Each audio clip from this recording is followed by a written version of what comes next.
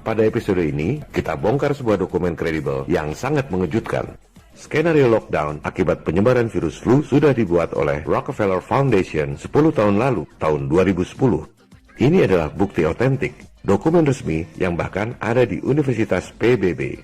Apa yang terjadi saat ini? Panik global, orang-orang pasang masker, cek temperatur sebelum masuk gedung, toko-toko tutup, lockdown, ekonomi runtuh, adalah persis seperti skenario yang dibuat 10 tahun lalu oleh Rockefeller Foundation yang merupakan salah satu pentolan elit global.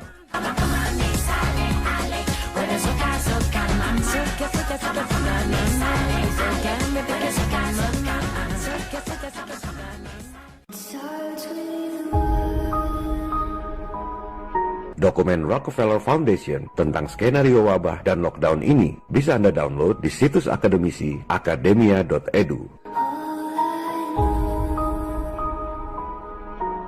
Para penggagas dan donatur Rockefeller Foundation diwakili oleh Managing Director-nya dan Global Business Network diwakili oleh Co-President. Dokumen ini menggunakan kedok kajian akademis, di mana Rockefeller Foundation dengan dana berlimpah memanggil narasumber dari berbagai kalangan, termasuk berbagai universitas terkemuka di Amerika, seperti MIT, New York University, Boston University, University of California Berkeley, dan the George Washington University.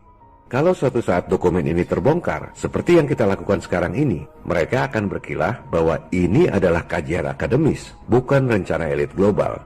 Anda harus bisa membaca yang tersirat, bukan hanya yang tersurat. Tahun 2010 itu, mereka membuat skenario terjadinya wabah 2 tahun kemudian. Menariknya, mereka menggunakan past tense, seolah-olah semua sudah terjadi. Mereka spesifik menggunakan istilah wabah sejenis flu yang berbeda dengan virus flu sebelumnya. Persis seperti itulah COVID-19. Wabah mengakibatkan lumpuhnya perekonomian, industri pada mati, rantai suplai dunia hancur, toko-toko dan kantor-kantor pada tutup, para karyawan jadi pengangguran. Hebatnya, mereka sudah menskenariokan bahwa China adalah negara pertama yang melakukan lockdown akibat virus, persis seperti yang terjadi di Wuhan 10 tahun kemudian.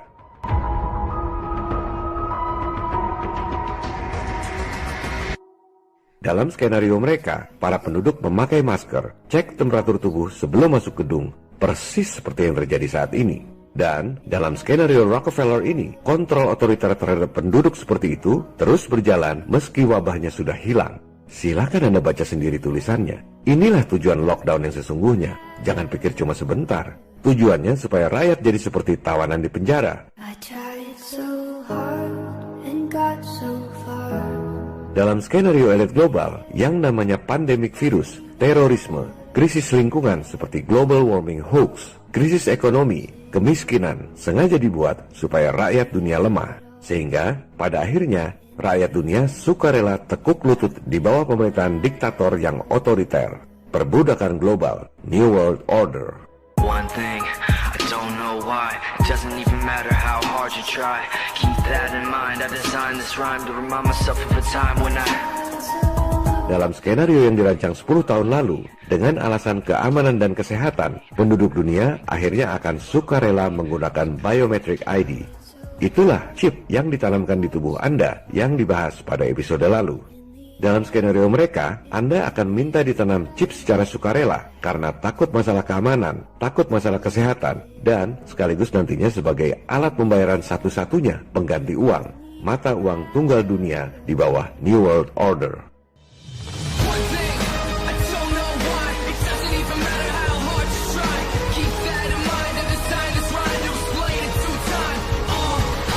Silakan Anda screenshot dan jadikan meme skenario Rockefeller Foundation 10 tahun lalu ini. Poin nomor 1-5 adalah persis seperti yang terjadi saat ini. Sedangkan poin 6, 7, dan 8 saat ini belum terjadi. Adalah kewajiban kita, people power, untuk melawan agar hal itu tidak terjadi. Pada episode 19A, kita sudah bahas dokumen yang dibuat oleh Rockefeller Foundation tahun 2010 tentang skenario epidemik dan lockdown. Bagi pemirsa baru yang belum mengikuti episode-episode sebelumnya, Rockefeller adalah salah satu pentolan elit global. Secara dinasti, bisa dikatakan ada 2 dinasti pimpinan elit global, dinasti Rothschild dan dinasti Rockefeller.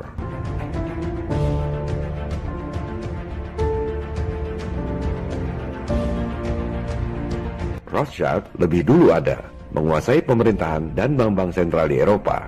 Rockefeller berkiprah 100 tahun setelah Rothschild menguasai pemerintahan dan bank sentral Amerika. Rockefeller lebih kaya dari semua pemerintah di dunia, termasuk Amerika. Mereka lah yang kasih utang ke seluruh negara di dunia. Dan negara pengutang terbesar di dunia adalah si adik kuasa Amerika, diikuti Jepang dan Cina. Gedung PBB yang megah di New York dibangun tahun 1949, sumbangan dari keluarga Rockefeller.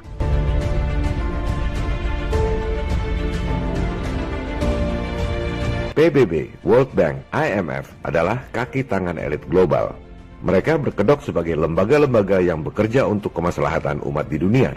Padahal sebenarnya bertujuan untuk mengontrol semua negara di dunia.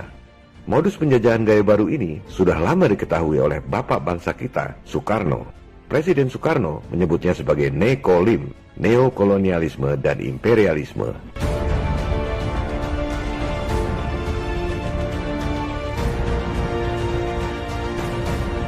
Elit global melakukan infiltrasi ke pemerintahan-pemerintahan dunia, militer, sains, LSM, dan lain-lain dengan menggunakan kedok yayasan. Seolah-olah mereka bekerja untuk kebaikan umat manusia di dunia. Contohnya adalah Rockefeller Foundation yang mendanai berbagai universitas paling top di dunia untuk membuat skenario wabah dan lockdown tahun 2010 yang sudah kita bahas pada episode 19A.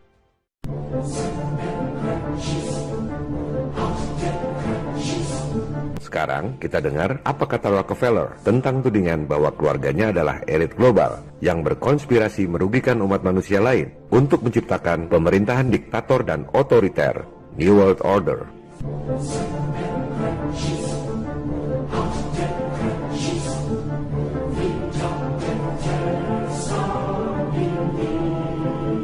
Ini adalah autobiografi David Rockefeller berjudul Memoirs. Silakan Anda buka halaman 405. David Rockefeller menulis, selama lebih dari 1 abad, para ekstremis ideologis dari seluruh spektrum politik telah memaksakan berbagai insiden terkenal untuk menyerang keluarga Rockefeller dengan tuduhan bahwa kami memiliki peran yang sangat kuat untuk mempengaruhi institusi-institusi politik dan ekonomi Amerika. Perhatikan, Rockefeller menyebut para pejuang kemanusiaan seperti kita ini sebagai ekstremis ideologis. Selanjutnya, ia menulis, sebagian bahkan percaya bahwa kami adalah bagian dari sekte rahasia yang bekerja bertentangan dengan kepentingan nasional Amerika Serikat, mengelompokkan keluarga kami sebagai internasionalis, dan berkonspirasi dengan pihak-pihak lain di seluruh dunia untuk membentuk struktur politik dan ekonomi global yang lebih terintegrasi. One world, istilah Anda. Perhatikan pemilihan kata yang sangat cerdas dari seorang Rockefeller. Dalam satu alinea, ia merangkum 5 hal yang sangat-sangat penting. Pertama, sekte rahasia, maksudnya Illuminati. 2, bertentangan dengan kepentingan nasional Amerika Serikat, maksudnya merugikan bangsa Amerika. 3, internasionalis, ini istilah lain dari globalis alias elit global. Internasionalis atau globalis tak punya batas kenegaraan, tak peduli merugikan bangsa Amerika atau bangsa-bangsa lain. Keempat, konspirasi. Ia akan jelaskan itu semua teori konspirasi atau fakta konspirasi. Dan kelima, one world, maksudnya one world government alias New World Order. 5 tuduhan yang sangat fatal dirangkum dengan sangat cerdas dalam satu alinea pendek. Lantas, apa jawaban dia? David Rockefeller menjawab, if that's the charge, I stand guilty, and I'm proud of it. Kalau itu tuduhannya, saya ngaku salah, dan saya bangga dengan itu. Atau dalam bahasa gaul, gua emang iblis, terus lu mau apa?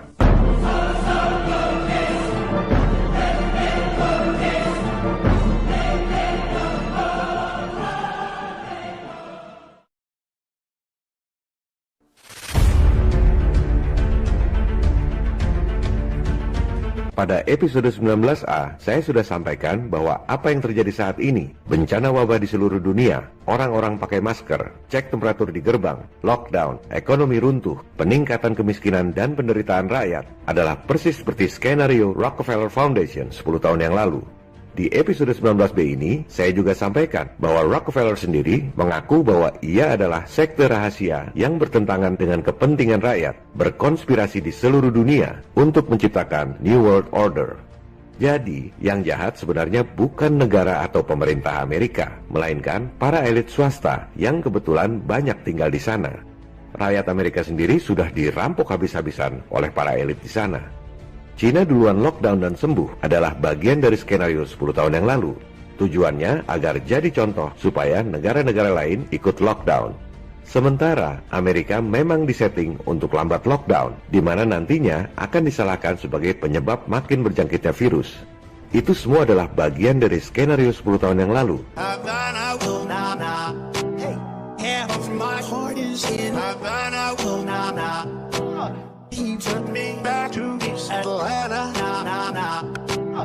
Dalam kasus corona ini, Cina dan Amerika adalah bagian dari skenario good cop and bad cop yang dirancang oleh elit global. Ada contoh baik, ada contoh buruk. The good cop, bad cop routine.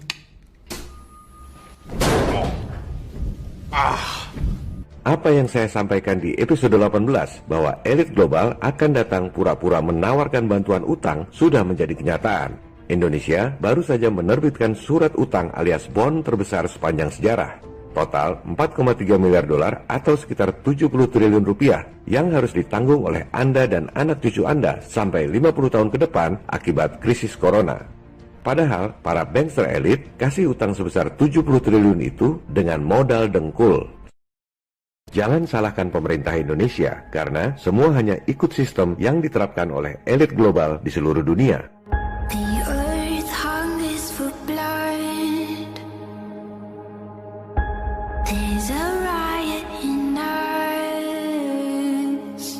Semua suku, agama, berbagai macam aliran politik, dan bangsa-bangsa di dunia harus bersatu melawan penjajahan gaya baru, Nekolim, New World Order.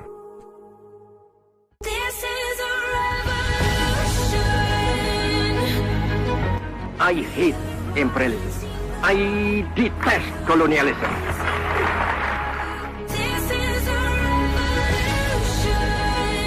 Silakan download dan sebarkan video ini melalui grup-grup messenger dan medsos. Jangan berpikir upaya kita melawan kezaliman global ini berhasil atau tidak. Sebab apa yang kita lakukan dalam hidup bergema di keabadian. This is a revolution. What we do in life echoes in eternity. Salam People Power.